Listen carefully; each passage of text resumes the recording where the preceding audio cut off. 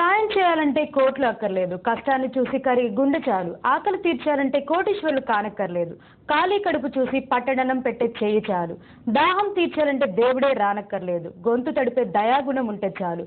మొత్తంలో మనిషిని మనిషిగా చూడాలంటే మనీ అక్కర్లేదు, కాసింత మానవత్వం ఉంటే చాలు. అతనికి కోట్లు లేవు, కార్లు అంతకంటే లేవు, కానీ సాయం చేసే స్వచ్ఛమైన హృదయం ఉంది. పెద్ద పెద్ద కోటీశ్వరులకు లేని పెద్ద మనసు ఉంది. అతని జొన్నలగొడ్డ రాజమోహన్ రావు. చేసేది చిరుద్యోగమే అయినా పెద్ద మనసుతో తన వంతు సమాజ సేవ చేస్తూ అందరికీ ఆదర్శంగా నిలుస్తున్న రాజమోహన్ పై ఆర్ఎఫ్ న్యూస్ ఫోకస్. నేను, నా కుటుంబం, నా వ్యాపారం, నా ఉద్యోగం, ఇది ప్రస్తుత సమాజం తీరు. మనిషిని మనిషిగా చూడడం మానేశారు, పక్కవాడి గురించి ఆలోచించడం వదిలేశారు. మానవత్వం అన్న పదానికే అర్థం మర్చిపోయారు. డబ్బున్నవాడు ఇంకా ఎంత సంపాదించాలని లెక్కలు వేసుకుంటున్నాడు, పేదవాడు మరింత పేదవాడిగా మారిపోతున్నాడు.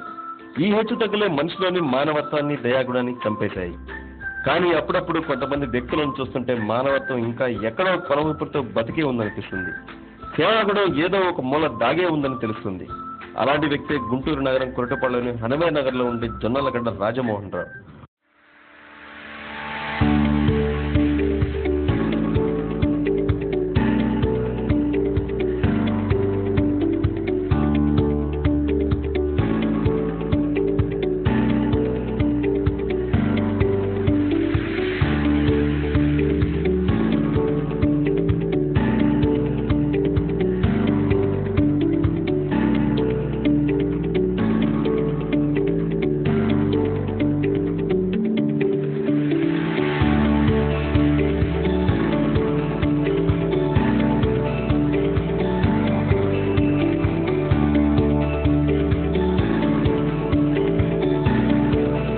గ్యాస్ కంపెనీలో మెకానిక్ గా పనిచేస్తుంటాడు.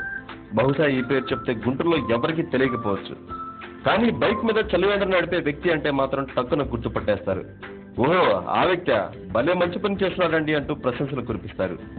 చేసేది చిన్న ఉద్యోగమైనా అతనికి కొండంత మనసు ఉంది. సంపాదించేది వేలల్లోనే అయినా సమాజానికి కొంత ఖర్చు చేసే కరుణ హృదయం ఉంది. కిలోల కొద్దీ బంగారం, కోట్లలో డబ్బుండి సాటి వాడికి పట్టెడన్నం పెట్టాలని నిరుపేద కోటీశ్వర్లు ఇతను చూసి ఖచ్చితంగా సిగ్గుతో తలదించుకోవాల్సిందే.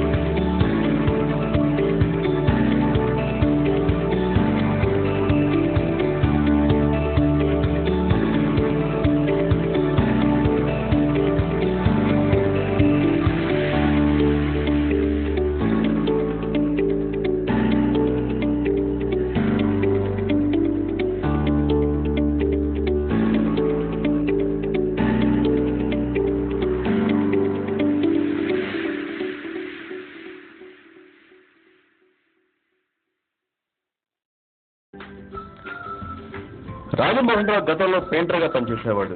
గత 6 ఏళ్ల నుంచి ఓ గ్యాస్ కంపెనీలో మెకానిక్ గా పనిచేస్తున్నాడు. చిన్నతనంలో పేదరికంతో అతను పడిన కష్టాన్ని సమాజ సేవ వైపు అడుగులు వేయించాయి. మొదటగా 3 ఏళ్ల క్రితం పాదచారుల దాహార్చి తీర్చాలనే ఉద్దేశంతో మొబైల్ చలివేంద్రాన్ని ప్రారంభించాడు.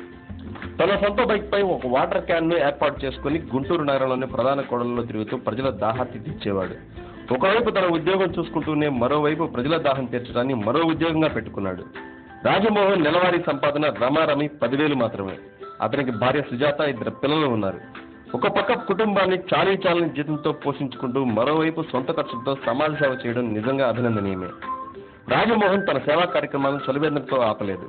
2016 డిసెంబర్లో స్వచ్ఛ హృదయం చారిటబుల్ ట్రస్ట్ ని స్థాపించాడు.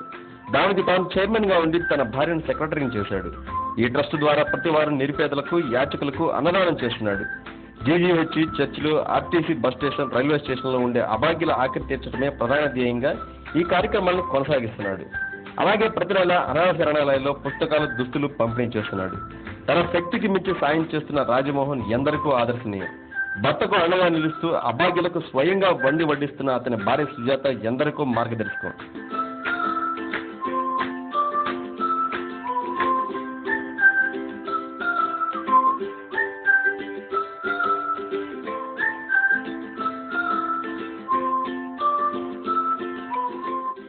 ఇలాగే రాజమోహన్ తన సేవా కార్యక్రమాలను మరింతగా విస్తృతపరచాలని, అతనికి మరికొంతమంది దాతలు అండగా నిలవాలని, అతని స్ఫూర్తితో మరింత మంది సమాజ సేవ వైపు అడుగులు వేయాలని ఆర్ఎఫ్ న్యూస్ మనస్ఫూర్తిగా కోరుకుంటోంది. Hats off Rajamohan.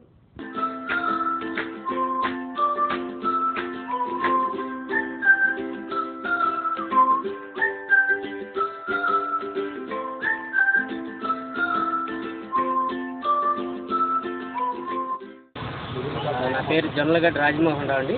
మాది కొరిటిపాడు హనుమయ్య నగర్. మేము స్వచ్ఛంద సేవ చేయాలనే ఉద్దేశంతో స్వచ్ఛ హృదయం చారిటబుల్ ట్రస్ట్ అనే ట్రస్ట్ పెట్టుకొని ప్రజలకి, అనాథ పిల్లలకి, అనాథ అడుక్కునే వాళ్ళకి, వీళ్ళందరికీ సేవ చేద్దామని ట్రస్ట్ పెట్టుకొని అనాథలకి వీళ్ళందరికీ భోజనాలు పెట్టడం, అనాథ శరణాలయాల్లో బట్టలు ఇవ్వటం, వాళ్ళకి బుక్స్ పంపిణీ, ఇట్లా నేను మొబైల్ చలివేంద్రం అని పెట్టి పోయే వాళ్ళందరికీ బైక్ మీద అడిగి మరీ వాటర్ ఇస్తానండి. ముసలి వాళ్ళకి కానీ, పిల్లలకు కానీ, పెద్దవాళ్ళకి కానీ అందరికీ వాటర్ ఇస్తాను. మా పిల్లలతో పాటు మా అందరం కలిసి ఇట్లాంటి సేవా కార్యక్రమాలు పాల్గొంటారు. నేను గ్యాస్ కంపెనీలో పనిచేస్తాను. నాకు 6,000 జీతం ఇస్తారు. నాకు నేను ఏదైనా గ్యాస్ రిపేర్ అని ఫోన్ చేస్తే వాళ్ళ ఇళ్ళకి వెళ్ళి నేను చేసి వాళ్ళు ఇచ్చిన డబ్బులతో నేను ఆ డబ్బులతోటి సేవా కార్యక్రమాలు చేస్తాను. మా ఫ్రెండ్స్ కానీ, నాకు తెలిసిన వాళ్ళు కానీ, నేను వెళ్ళిన కస్టమర్లు కానీ ఎంతో కొంత నాకు డబ్బులు ఇస్తారండి. ఆ డబ్బులతోటి వాళ్ళకి రైస్ అని, బియ్యం అని, లేదా బట్టలని, బుక్స్ అని ఇట్లా కొని నెలకొకసారి అనాథ శరణాలయాల్లో నేను ఇట్లాంటి కార్యక్రమాలు చేస్తాను. మా చిన్నతనంలో మాకు తిండి లేని పరిస్థితి ఉంది. మా అమ్మగారు అంగన్వాడీ స్కూల్లో వడియాలు పిండి తెచ్చి మాకు అన్నం పెట్టేవాళ్ళు. మాలాంటి వాళ్ళు ఇంకా చాలామంది ఉంటారు.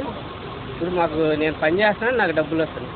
అలాగా నాలాంటి వాళ్ళు చాలామంది ఉంటారనే ఉద్దేశంతో ఎంతో కొంత నాకు తోచిన సహాయం నేను చేయాలనే ఉద్దేశంతో నేను ఇట్లా నా డబ్బులతోటి ఇట్లా కార్యక్రమాలు నేను చేసుకుంటూ ఉంటాను. నా పిల్లల వాళ్ళంతా నాకు సహాయం. లక్ష్యం ఏంటంటే ఏం చేస్తాం, ఆటలతో ఉన్న వాళ్ళకి అన్నం పెట్టాలి. చాలామంది అన్నం లేని వాళ్ళు ఉంటారు. ఎంతో నాకు ఒకరోజు కడుపు నిండినా నాకు సంతోషమే. నా పిల్లలు అందరూ ఆనందంగా ఉంటారు. మా ఫ్యామిలీ అంతా ఉంటారు. నేనే ఇంట్లో వంట చేసుకొని మా పిల్లలతో, మా ఫ్యామిలీతో, మా అమ్మ, మా నాన్న అందరు కలిసి వంట చేస్తారు. మేము ఇట్లా వచ్చేసి ఇంట్లో ఉండి అందరికి పెడతా ఉంటాం. ఈ బులెటిన్లోని వార్తలు ఇంతటితో సమాప్తం. నమస్కారం.